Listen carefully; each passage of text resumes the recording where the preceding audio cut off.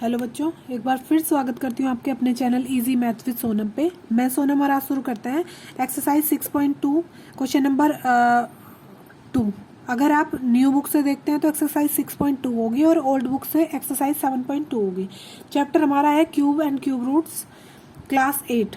ठीक है, अगर इसका क्वेश्चन नंबर 2 हम पढ़ेंगे तो इसमें बोला है स्टेट ट्रू और फॉल्स। हमें ट्रू और फॉल्स बताने हैं, तो पहले आप अच्छे से क्वेश्चन को समझेंगे तब इसको ट्रू और फॉल्स में बताएंगे। ये कह रहा है cube of any odd number is even. ये कह रहा है कि किसी भी नंबर को, किसी भी ओड नंबर का अगर आप क्यूब करेंगे तो वो हमेशा क्या आएगा, इवन आएगा। तो देख लेते हैं करके। पहले जैसे मैंने ओड नंबर लिया, क्या 3 ओड नंबर है तो 3 का क्यूब किया मैंने, तो क्या आएगा 3 इंटू 3 इंटू 3 कितना आया 27। क्या है ओड, बट इसने क्या बोला कि cube of any odd number is even. लेकिन यहाँ पे क्या आया कि cube is any odd number is odd, तो ये क्या हो गया हमारा फॉल्स हो गया।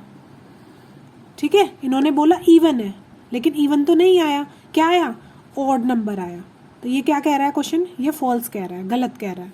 ठीक है, सेकेंड वाला क्या है कि a perfect cube does not and with 2 zeros. ये कह रहा है कि अगर कोई नंबर परफेक्ट क्यूब नंबर है तो उसके बाद में कभी भी 2 जीरोज नहीं आएंगी। जैसे हम मान लेते हैं कि जैसे मैं 10 का परफेक्ट क्यूब निकालती हूँ तो 10 का क्या हो जाएगा 10 10 और 10, सबसे छोटी डिजिट यही होगी जिसमें 0 आएगी, तो ये हो जाएगा 1000। तो इसमें कितनी जीरोज आ रही हैं, इसमें तो 3 जीरोज आ रही हैं। बट ये कह रहा है कि कभी, ये भी तो यही कह रहा है कि does not and with 2 zeros, कि कभी भी 2 जीरोज नहीं आएंगी। 2 जीरोज कब होती हैं, जब वो परफेक्ट स्क्वायर होता है। क्यूब में क्या होता है 3-3 के पेयर बनते हैं, और कितनी जीरोज होनी चाहिए, कम से कम 3 जीरोज होनी चाहिए कम से कम परफेक्ट क्यूब बनाने के लिए। तो ये क्या कह रहा है, ट्रू कह रहा है, सही कह रहा है ये कि नहीं हो सकती 2 जीरोज।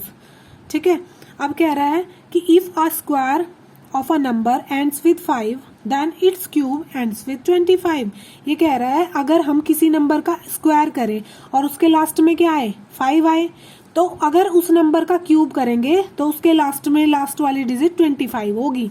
तो करके देख लेते हैं। जैसे 5 कब आता है किसी स्क्वायर नंबर में, जब 5 का स्क्वायर करते हैं। तो 5 का स्क्वायर करेंगे तो क्या आएगा 5 इंटू 5 यानी कि 25। तो ये तो एंड हो रहा है किससे, 5 से।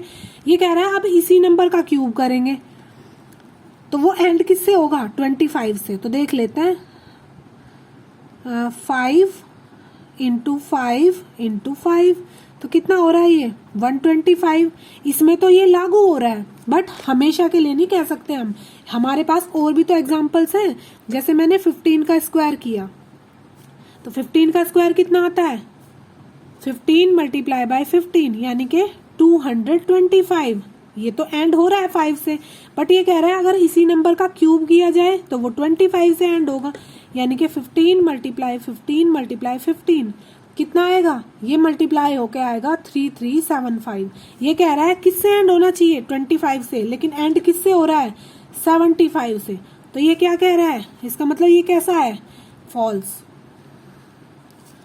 ठीक है, अब there is no perfect cube which ends with 8।